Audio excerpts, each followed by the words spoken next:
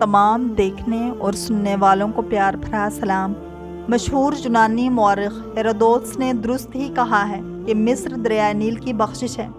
بے شک دریائے نیل جو دنیا کا سب سے لمبا دریا ہے، مصر کی عظیم تہذیب میں بہت بڑی اہمیت کا حامل ہے۔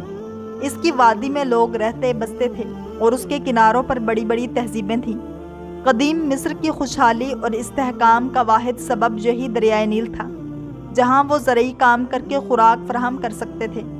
قدیم مصریوں کے دلوں میں دریائے نیل بھی بڑی اہمیت رکھتا تھا، یہاں تک کہ انہوں نے اس کی تقدیس کی تھی اور اس کا پانی جسمانی اور روحانی طہارت، مذہبی رسومات ادا کرنے اور مردوں کے غسل کرنے کے لیے استعمال کیا جاتا تھا۔ انہوں نے دریائے نیل کی پاکیزگی کا خیال رکھا تھا۔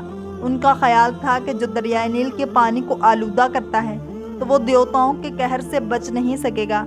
اس بات کا مذہبی کتابوں میں ذکر کیا گیا تھا، اس لیے قدیم مصری بہت فخر سے بتاتے تھے کہ انہوں نے دریائے نیل کے پانی کو آلودہ نہیں کیا۔ چونکہ قدیم مصری دریائے نیل کو زندگی کا اولین سرچشمہ مانتے تھے، اس لیے اس پر ایمان لائے تھے، کیونکہ نیل خشک سالی سے ان کی زندگی کی حفاظت کرتا تھا۔ قدیم مصری اپنے موسیقی کے آلات پر دریائے نیل کے گیت گاتے تھے۔ وہ بھی اس دریا کے سیلاب کو مقدس سمجھتے تھے، اس لیے انہوں نے اس کے لیے ایک دیوتا مقرر کیا تھا۔ چنانچہ قدیم مصری مذہبی فکر دکھاتے ہیں کہ اس عظیم دریا کے پیچھے ایک روح پنہاں ہے، جس کے ذریعے زرخیزی لے جانے والا سیلاب کا پانی آ جاتا ہے، اور یہ روح دیوتا ہابی کی ہے۔ قدیم مصریوں نے دیوتا ہابی کا تصور کیا تھا کہ اس کی شکل جیسے ایک موٹا آدمی ہے، اس کا جسم مضبوط ہے، اس کی چھاتی اتری ہوئی ہے، اس کا پیٹ بہت بڑا ہے، اس کا رنگ سبز اور نیلا ہے، ننگا اور لمبے بالوں کا مالک ہے۔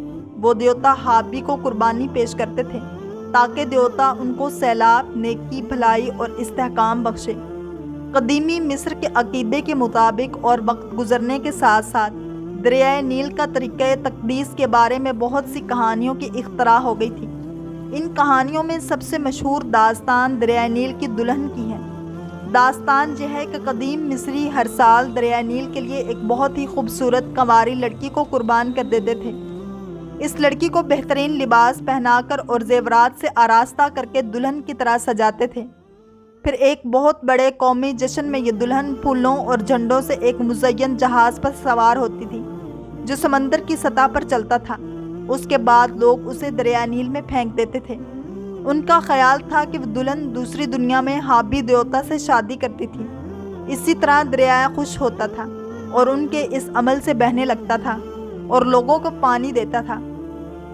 کہا جاتا ہے کہ ایک سال دریائے نیل میں سیلاب نہیں آیا، اس لیے مصر کی سرزمین پر خشک سالی آئی تھی۔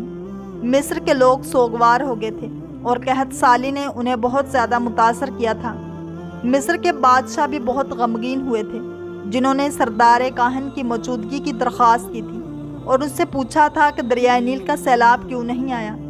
سردار کاہن نے بادشاہ کو بتایا کہ قحط سالی کی وجہ یہ ہے کہ دریائے نیل بہت افسردہ ہے، کیونکہ وہ ایک خوبصورت قوالی لڑکی سے شادی کرنا چاہتا ہے۔ تب بادشاہ نے دیوتا ہابی کی دلہن بننے کے لیے انتہائی خوبصورت لڑکی کے انتخاب کا حکم دیا تھا۔ یہ سالانہ روایت کئی سالوں تک جاری رہی تھی۔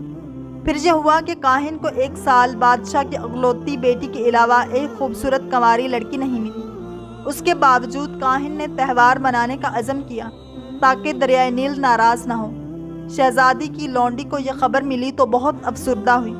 اس لونڈی نے دلہن کو اپنے گھر میں چھپا لیا اور اس کو اپنی بیٹی کی طرح بنا رکھا تھا، کیونکہ اس کے کوئی اولاد نہیں تھی۔ اس نے شہزادی سے مشابہت والی دلہن کی شکل میں لکڑی کا مجسمہ اس طرح بنایا کہ وہ بالکل شہزادی کی ہم شکل بن گیا تھا۔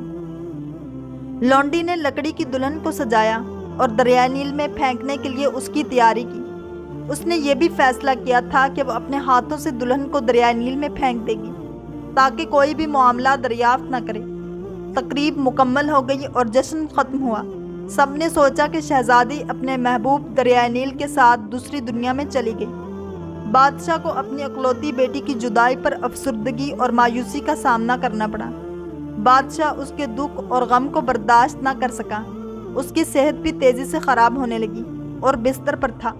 جب لونڈی نے دیکھا کہ بادشاہ اپنی بیٹی کی جدائی کے غم میں مرنے والا تھا تو اس نے اس پر ترس کھا کر شہزادی کو اس کے پاس واپس کر دیا۔